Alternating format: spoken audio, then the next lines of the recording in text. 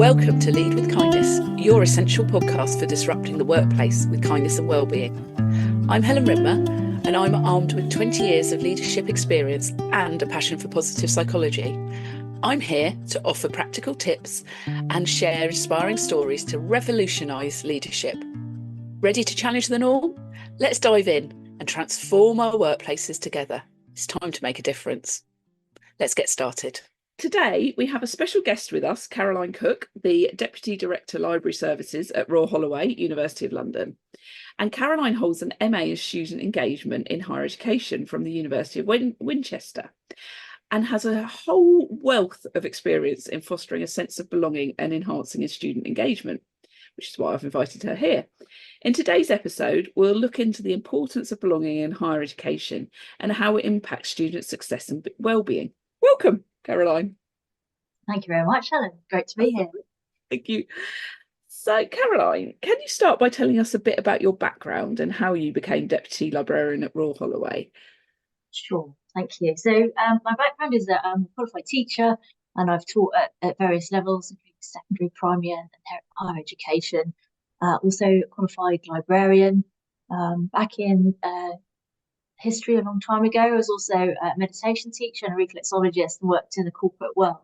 But what really drives me is that I've got a passion for education. And I really love being in an education environment. Been in HE now for, getting close to 20 years, giving my age away here. But that's where I kind of feel like I belong, actually, talking about the area of belonging. My previous role was I was responsible for a number of services. So a really privileged role, including student wellbeing services, library services, e-learning services, academic services. And I came to Royal Holloway because I wanted an opportunity, which this role has afforded me, to get back into libraries and the specialist area of library services in a much larger university. So that's what's brought me here. And I think we've got a bit of a history. We have. We've known each other kind of via social media for a long time, Helen, in the area of libraries. And it's really great to sort of follow your work as well. It's such an important area in terms of kindness and leadership that we need in the world right now. Oh, thank you, Caroline. Yeah, good old Twitter has connected us so long. The old Twitter world of libraries has been amazing for us, hasn't it? Yeah. So what inspired you to pursue a master's degree in student engagement in higher education, and how has this influenced your approach to your role? So I was really fortunate with this one, I think, and a lot of people have these events, don't they, which is brought about by serendipity, really. So really interested in keeping students at the heart of what we do, whether that's education or whatever services are running. And this course, a program in student engagement, just popped up again on social media, on Twitter, and it was the day before my previous university's closure deadline for professional development. So rapidly got something together, applied. I was fortunate to get a place on the course, and it was brand new at that time, and it was very innovative. So I was really lucky to be able to do it. And in terms of its impact on my role, I was doing the course through the pandemic. And of course, we were putting students at the heart of what we do and looking at our own practice in terms of student engagement. And we, like everybody else, had to shift really quickly overnight. And what we were able to do was keep students and work with students in partnership throughout that process. So I worked with our Vice Chancellor then at our university, and we put a lot of new processes and policies together to continue the educational experience for our students. And we worked directly with our student union. So we would run plans past the student union. They would say what would work well, what wouldn't work well, and then we go back to the drawing board, go back again. It's a really iterative process and happening at great speed. But we were then, I can say, I think this course, for me, we use the word transformational quite a lot, but it was really transformational in terms of my practice, and it just made it much deeper. And I knew it was important to put, and we do as libraries, put our users at the heart of what we do. But now it's just become part of the mission. That's how we work. Lovely.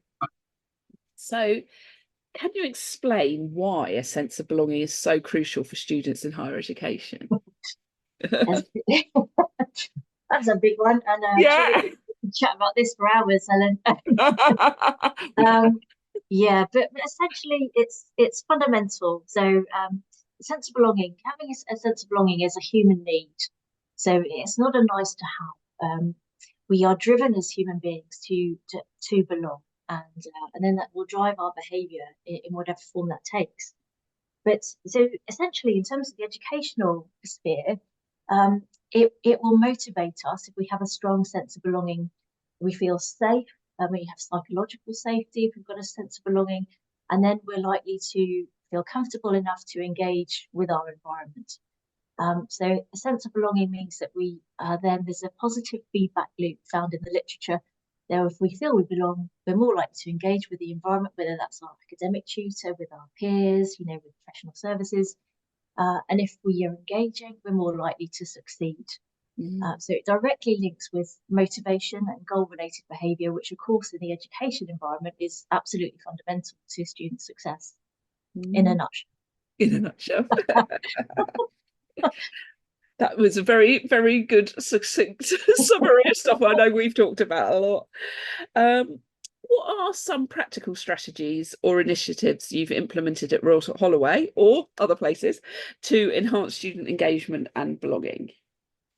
So, again, another big area. But when I did my student engagement masters, I decided I wanted to really understand the area of belonging, because it's a really complex area.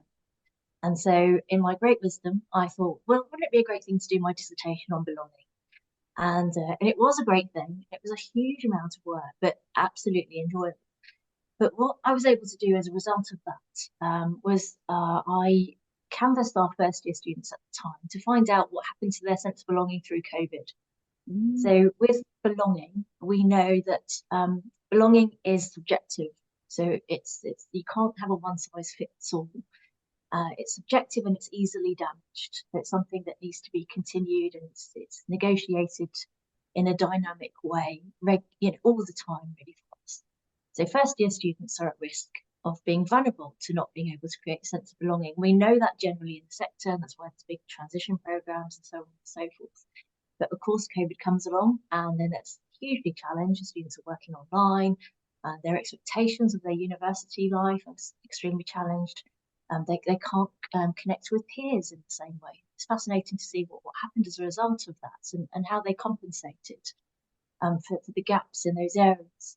So I put a survey together to find out what happened with students' sense of belonging. We did focus groups, and I had a huge amount of qualitative data to pull through into theme, as well as then sort of comparing that and aligning that with the research literature. And then what I was able to do was to create, in brief, a framework which is service agnostic. So really, this framework is intended to help us to identify gaps in student sense of belonging, to think about students from their perspective, and to think about what students might be particularly vulnerable to a sense of belonging and to not being able to achieve a sense of belonging, and then to put things, and the purpose of that is so we can put some strategies in place in order to support that. So there are three essential things, chunking this huge area right up or boiling it right down, whatever we want. Wow. Yeah. Three fundamental things that have to be in place for a student to create a sense of belonging, or for us as humans. So we have to have a group that we belong to. And that's in the literature, they often call that proximal affiliation. So a small group that we can belong to. And that relationship has to be enduring into the future. So say, an example of that would be, with our personal tutor as a student.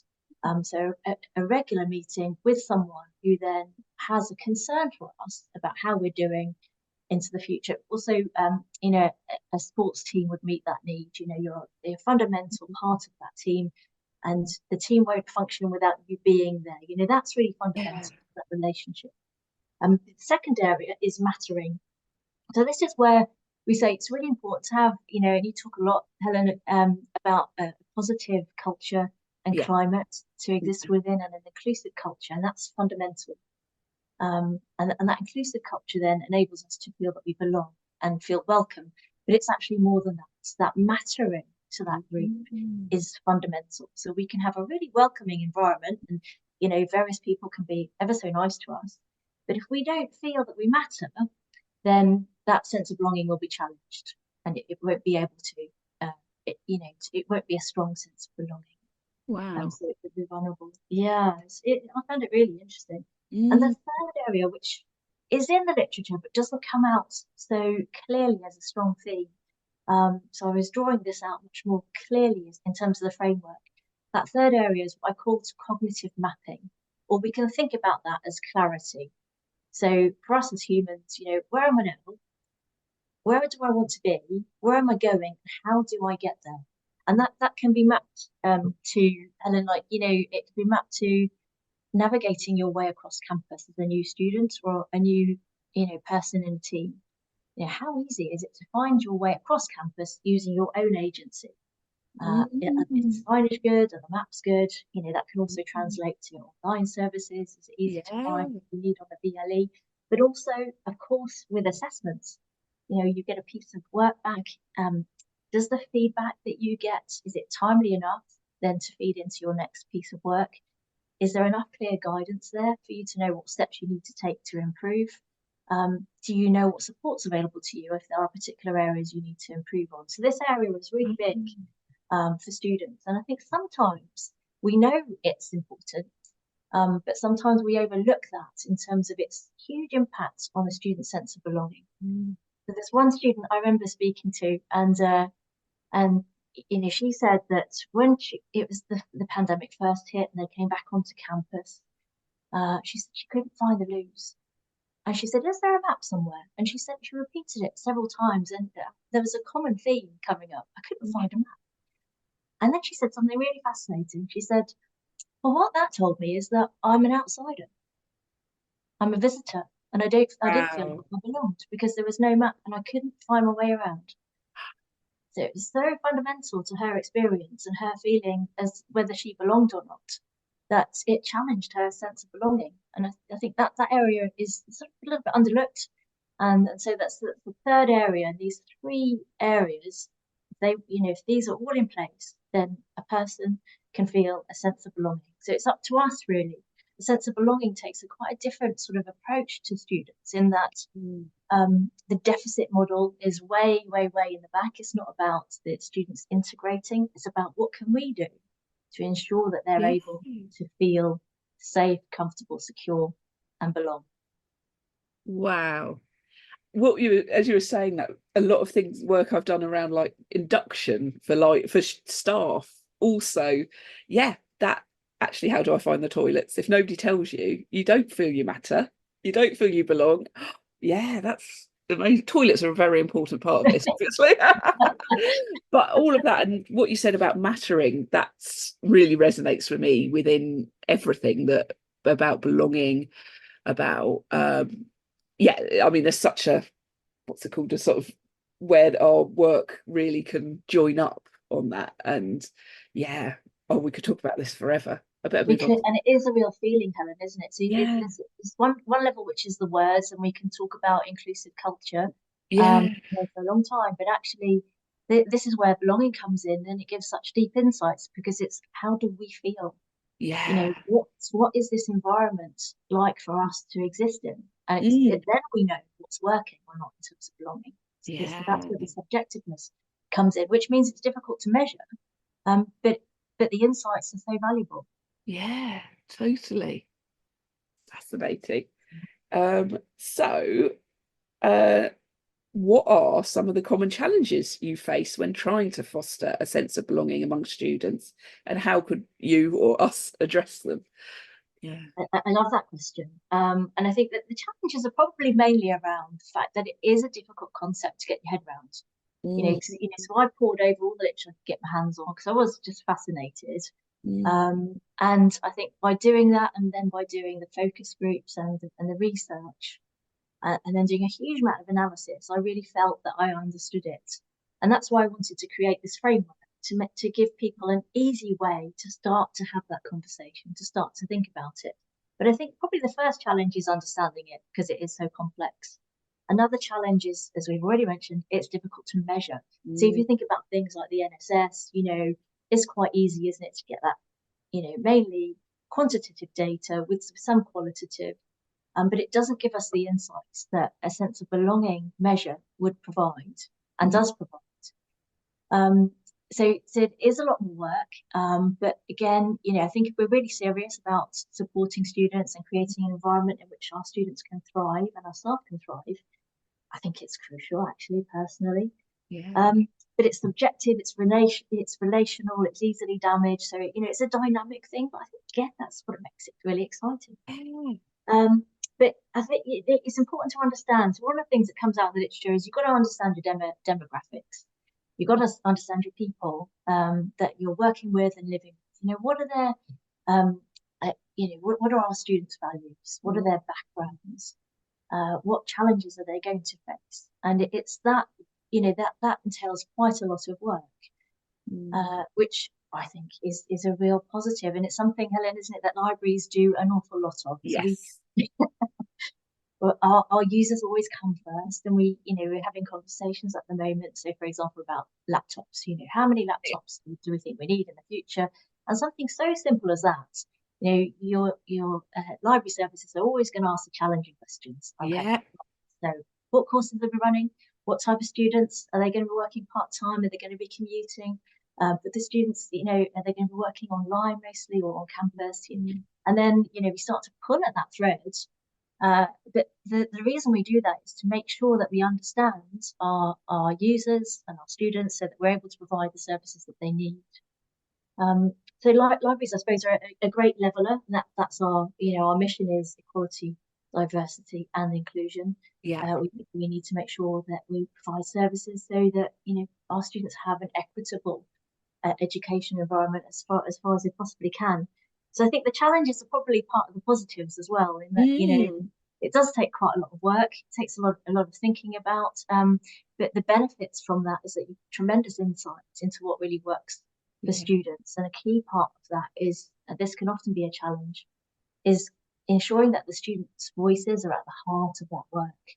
And that can be challenging, Helen, can't it? Because, students have to work these days. They don't have the same time as we might have had, years ago, and they certainly don't. And sometimes we don't have the funds that we would like to have in order to pay them, because we would like to consult with them about their experience. Yeah. I think the challenges can be around finances and student time very often to be able to do this really well. It's fascinating. It sounds like, as you were talking, it's that time, but also the time for us when we're working in those environments to do the work. That's a really good point, actually. Yeah. The time for us, with everything else that's going on, the time for us to put that first. Yeah. Because I suppose it's a long-term win, not a quick win. It's Yes. Yeah, that's true. And that's where it comes back to that impact, isn't it? Because often we're looking at what's the impact of this, and you're absolutely right. Sometimes that's going to take a lot longer to be able to prove, totally. We can. Yeah. So how do you see the roles of, we've already talked a bit about libraries being so important, but how do you see the role of libraries evolving in supporting student engagement and well-being? I think it's vital, and you will know this so well, Helen, but we do this all the time, so we do think about our students, and that's fundamental to belonging, to understanding our student needs. We work quite a lot with our APP teams, our access and participation team, and our liaison team are working with APP at the moment about targeting specific groups who are at risk of not performing in relation to other groups. So we'd like to target specific groups and then to evidence how our interventions can support our access and participation plans for students, to ensure that we're doing what we can to remove and reduce attainment gaps, which is really important. So there's a direct link, with the work of library services and APP, and I think sometimes that's not understood either. So it's really good that we're able to do that for Holloway and to have some case studies around that. But the team do a huge amount of things. Our customer services team, for example, since COVID, have created a wellbeing zone, with plants and just reading material and bean bags. Oh, love it. A nice, relaxing environment. Absolutely, students can just go and be, because we know that as humans we need more time now. in order just to, just zone out and take away some of the pressures of everyday life. Yeah. But also we've got what do we call it? It's a space for assistive technology, which is for students with neurodiverse needs. That's their own space, so they can go in and use the technology that's there, and that's just a dedicated space. But we don't rest on our laurels. So our customer services team has done a big UX project recently. So, when you ask a student one question, perhaps, or a group of students about their experience of the library, you get a huge amount of extra information about other things that touch on their experience. And so the UX team who've been leading on that, actually putting some quite major changes in place into our spaces, but also then the knock-on effects about other areas that might not be working so well, and putting those in place to have it to ensure that we're able to improve those spaces, but then having those conversations with other parts of the university, other professional services. So it enables a collaboration and a consultative approach. So I suppose, in essence, we do a huge amount, and our mission, as already mentioned, is really around inclusion and equity for students, the decolonisation work. Representation is so important that we know for students. So we do a lot of displays and events to ensure that our community feels seen and feel valued, and also feel included. And we try and get them in to actually make some suggestions for us about themes and events that they would like to see. So that's absolutely vital. But we're also a conduit to other services. So often people will hang out in libraries and they might strike up a chat, with someone who's on the front desk. Yeah. A relationship there, and then what might emerge is actually, it might be really useful for them to see, perhaps someone in the wellbeing team, or perhaps someone in IT. They've got an issue that they haven't been able to resolve. And library services know a huge amount about the other services that are available, probably in a unique way, actually, across the university. And having managed a number of services, I know that librarians have quite a unique view of the student journey. So we've worked with other services on student journey mapping, and we do think about students from pre-application very often in terms of what they're going to need and be thinking, all the way through to being an alumnus and everything in between.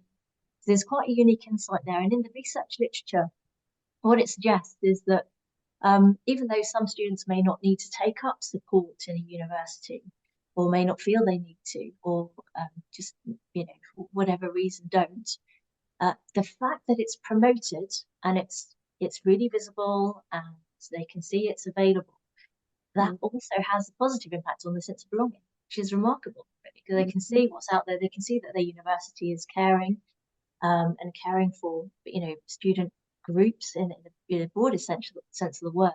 And that enhances their sense of belonging, which I found really fascinating. So libraries are really good at promoting other services, making sure students are linked up where they need to be, but also really collaborative about, sharing and promoting all the other great work that's going on across the university. Yeah. Oh, it's made my heart sing, because that is exactly what libraries do, isn't it? And it's we are so often the hub of everything else that's going on. And absolutely, that's a great word. The hub.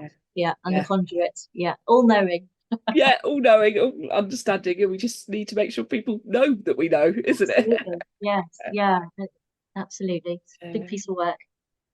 So, of course, you did your master's during the pandemic. So the pandemic has changed the landscape of higher education significantly, as we know. How has it affected student engagement and the sense of belonging? And what measures have you taken in response? Yes, another big one. And of course, Helen, I suppose we've got, you've got the pandemic, and then since you've got the cost of living crisis, and, so many other challenges for students, students working part-time more, and we've got more commuter students now throughout the sector generally than we've had before, particularly at Royal Holloway. We can talk about our own context there a little bit. But this, we just discussed it. It's very dynamic, and it's a way of working, really, to position our students at the heart of what we do. So it's something that we're continually reviewing in terms of our service design and service development. We've got a conference coming up, an internal conference, which you attended with us last year. Last year, And this year it's actually on community building and belonging. And we'll be looking directly at, we've got Tom Lowe coming to give a keynote. Yeah. And Tom, leading lights in student engagement and belonging, and was the programme lead of the student engagement course. So really strong belonging and student engagement theme for our conference there, but also we'll be looking at staff belonging too. And what we'll be able to do is we'll be able to map, using our framework with those 3 areas, to map where we think our belonging, for our students might be challenged, or there might be barriers to them being able to belong, and then to think about, what strategies we can put in place to actually support that.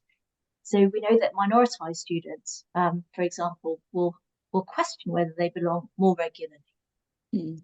It's really important that celebratory culture is apparent, a celebration of difference. And that, again, that's what libraries, one of the things that libraries do really, really well. So we do that all the time. It's about creating that inclusive culture. But, we're working collaboratively a lot across our university. We work with our student engagement teams. I mentioned on student journey mapping. They've done a fantastic piece of work on that. We've been working with APP colleagues. We've been working with schools outreach. The library team do a lot of schools outreach. Our library team are represented on the induction steering working group to think about what students are going to need, and transitions more generally, because I think we sometimes, the sector focus quite a lot on the first year, and rightly so, but then what does second year students need, and so on and so forth. So the work continues, and the more collaborative that can be, the better it is, because that unified approach is so important across the university, isn't it, for staff as well as for students. Oh, it's wonderful to hear all of this.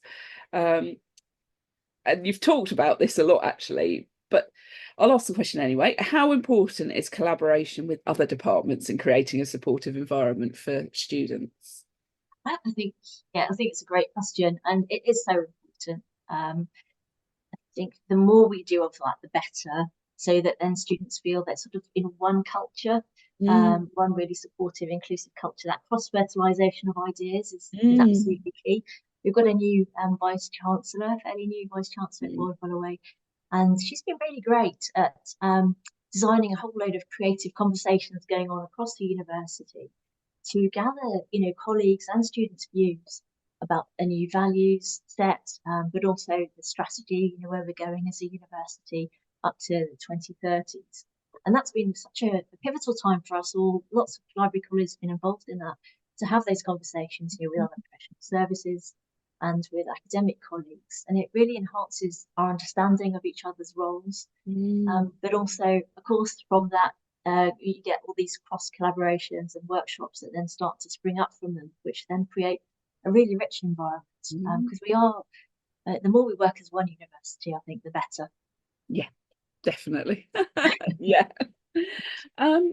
And what role does leadership play in fostering a sense of belonging, and how can the strategies you've found effective in higher education be transferred to workplaces in general?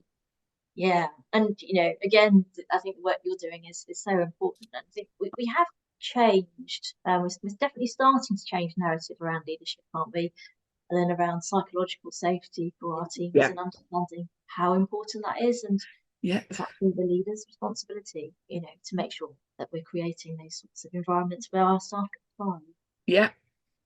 So sense of belonging is a human need. So the same framework applies. If we've got new staff arriving in our teams, it's important to make sure that they've got a group that they can belong to, and to think about that carefully. The first few weeks of induction, sometimes just taken up with meetings and so many other things, e-learning, a whole range of things, aren't they, Helen? But that relationship building is so core that it's important to build that quality in early on. But also staff agency, I think that's really the same way as student agency is what we're all about as higher educators. We want the students to be independent, to feel they can make their decisions, and that's so key for our staff, because it enables them to thrive. So I think it can very easily be applied to whatever workplace, and I think it's absolutely fundamental to think about who's going to have a strong sense of belonging, and what groups might find that more challenging, and what do we need to do to put structures in place to support them to feel a sense of belonging. Take that as our responsibility. Definitely.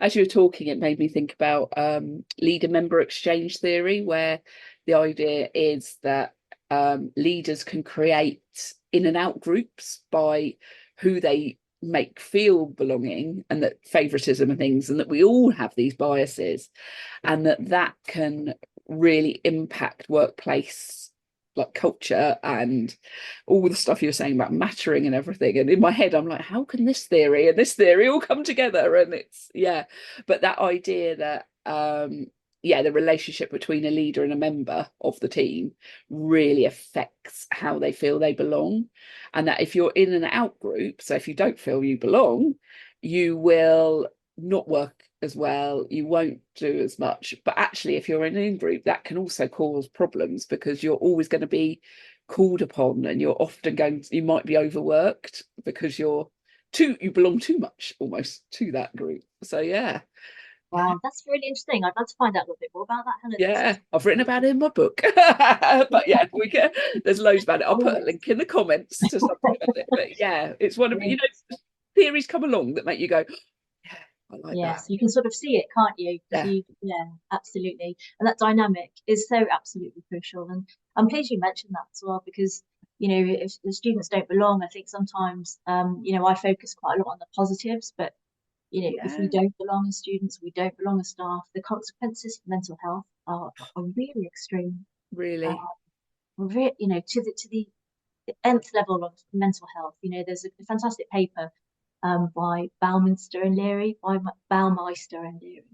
And it's the seminal paper on belonging, coming from the psychological literature.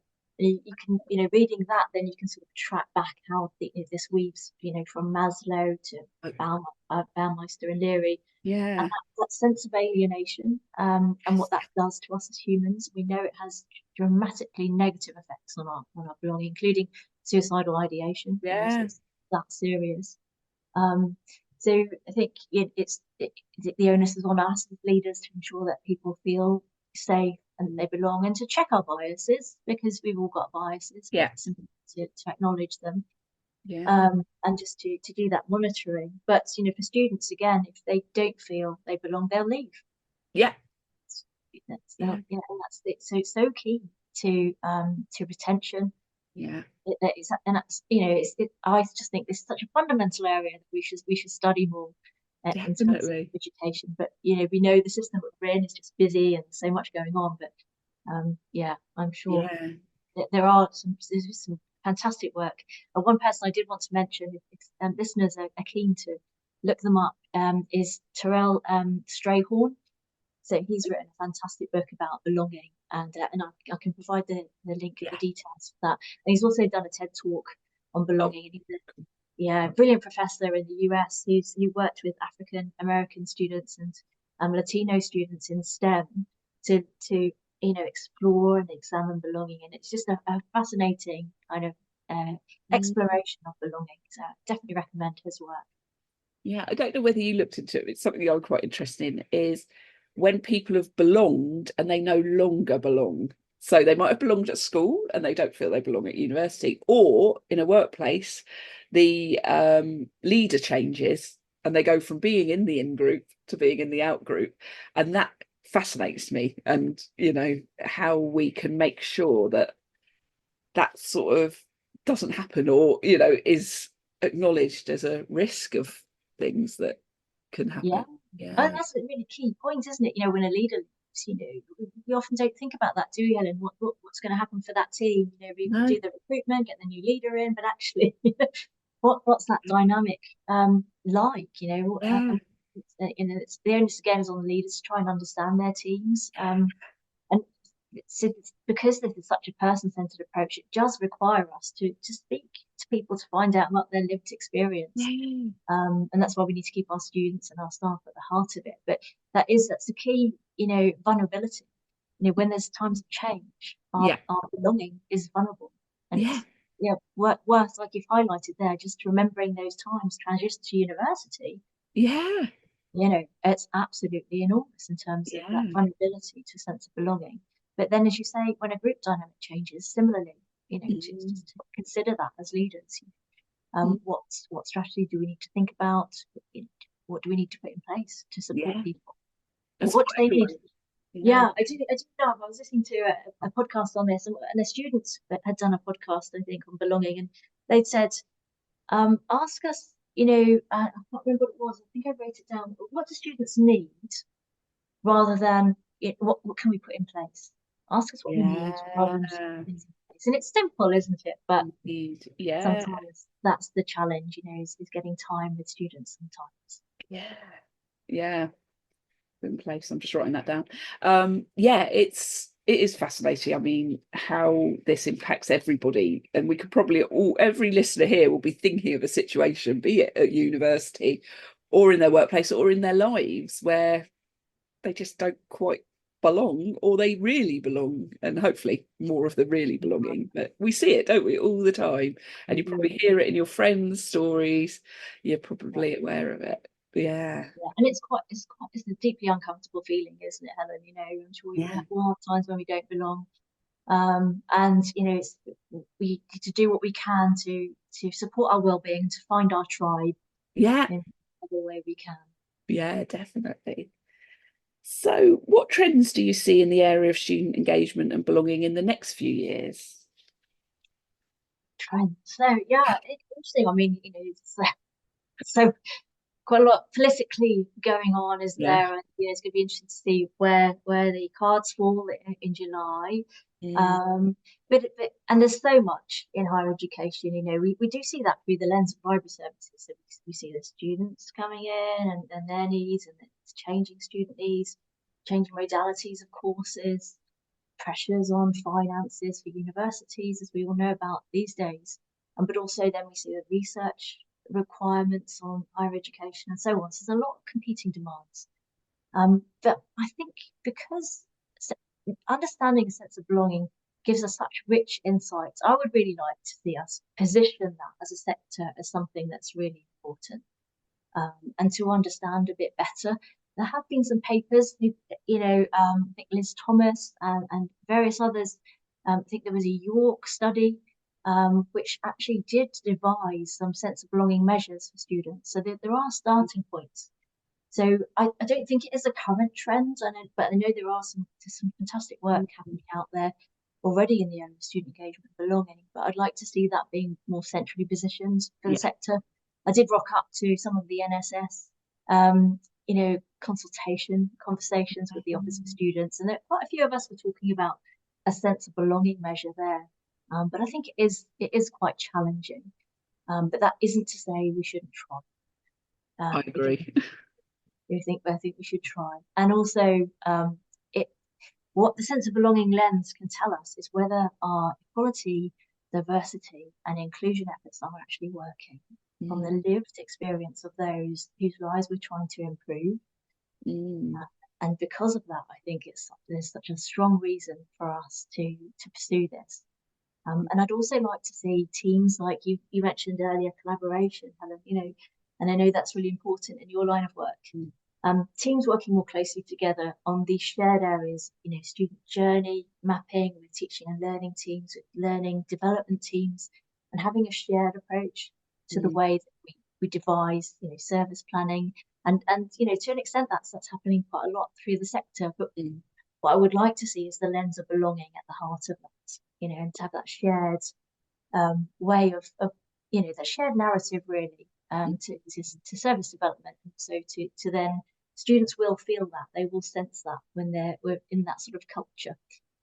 Some universities like Winchester, particularly under the leadership of Tom Lowe, so key at doing these things, and then you see the results in things like student satisfaction. Comes through quite quickly. Love it. Brilliant. So finally, on a more personal note, what has been the most rewarding aspect of your work in this area, and what advice would you give to others looking to enhance student engagement and belonging in their institutions? I love your questions. Thank you. So yes, it's been, to me, I think, as I mentioned earlier, it's been absolutely transformational to my practice. Like I felt like something was missing for a long time in terms of my development. And this ticked the boxes for me hugely. I mean, we discussed things like critical pedagogy, read Paulo Freire's work on the pedagogy of the oppressed, and it's been so rich. So I would encourage anyone who's interested and has, a value set that is leading in this direction. Go for it. Find other colleagues. There will be other colleagues who would like to do this. Maybe do a pilot project as a case, then get some case studies together to test the concept. But connect. Go to things like there's a change agents conference. There's obviously sense of belonging is all about sort of student agency, and those colleagues who will be at those change agent conferences will be, colleagues that are currently doing this. So if it's something you'd like to do, just look out there, connect with colleagues who are currently doing it, and give it a go. And even those conversations, if you might be working in whatever industry or whatever area, but particularly universities, and you might be working on a website, for example. I'd just like to get a student view on this. Just students are usually delighted to be able to help if they've got time to do so. It's always great if we're able to provide some sort of incentive, but don't let that prevent you from doing that, because it's nice to be consulted. But the insights are so rich, aren't they? When you actually speak to a student and say, does this work? And within minutes you've got answers, whereas we could be scratching our heads for a lot longer than that. But there's also things like there's the RAISE, which is a student engagement group. So that's a sector-based group which has a reading session on student engagement, all sorts of activities. Wow. So, there are areas out there to connect with, to provide support, and I would definitely encourage you to start. Brilliant. Oh, this has been wonderful. So thank you for sharing your insights and experiences with us today. It's been an absolute pleasure having you on the podcast, and I'm sure our listeners have gained valuable insights into the importance of belonging and student engagement in higher education. That's been a delight, Helen. Thanks ever so much for the opportunity to have a conversation about belonging. It's been wonderful. Thank you. Thank you for joining us on Lead with Kindness. I hope today's episode has inspired you and equipped you with practical insights to bring more kindness and well-being into your leadership journey. Remember, the transformation towards a kinder workplace starts with us, and every small step counts. If you enjoyed this episode, please subscribe, share it with fellow leaders, and leave us a review. Your feedback helps us grow and reach more people committed to positive change. I'm Helen Ritmer, and it's been a pleasure to be part of your leadership journey today. Until next time, keep leading with kindness and fostering well-being in all that you do. Goodbye and take care.